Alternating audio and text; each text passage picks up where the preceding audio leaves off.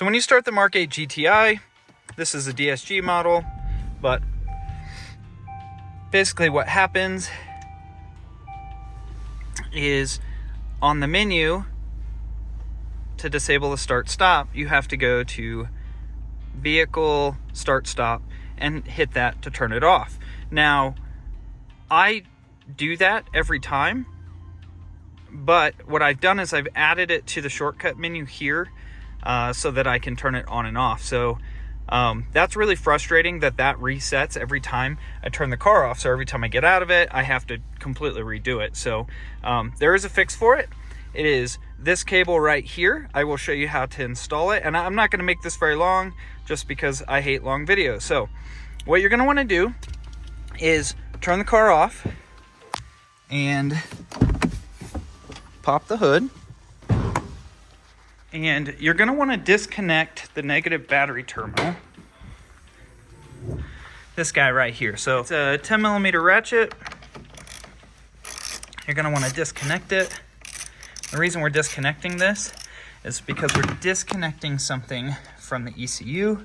You actually create issues with the car if you don't. So once it's removed, I like to throw a rag underneath here like this, basically to keep it from reconnecting or grounding out, reconnecting the ECU. So the ECU on this car is here, but where we're actually putting that replacement cable to disable the start stop is up underneath here.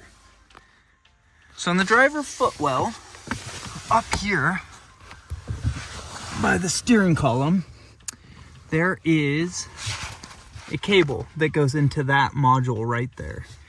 Now, in order to disconnect that cable, you have to push this black tab, pull the purple tab up, and then pull down. I'm gonna remove this floor vent attachment that attaches up in there to give you a better idea of what we're doing here. So this is the module itself, and then this is the cable that we just disconnected from it. So it clips up in there. Basically what we're doing is we're taking this harness and we're plugging this into the module and then the other end into the cable that was previously plugged into it. And what's happening here is there is a little capacitor or something in here that retains just enough power so that the memory in that module remembers what settings you previously set it at. From what I understand, that's how it works.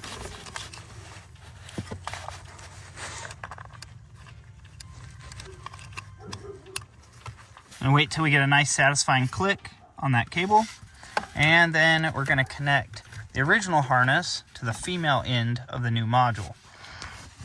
All right, so real talk here.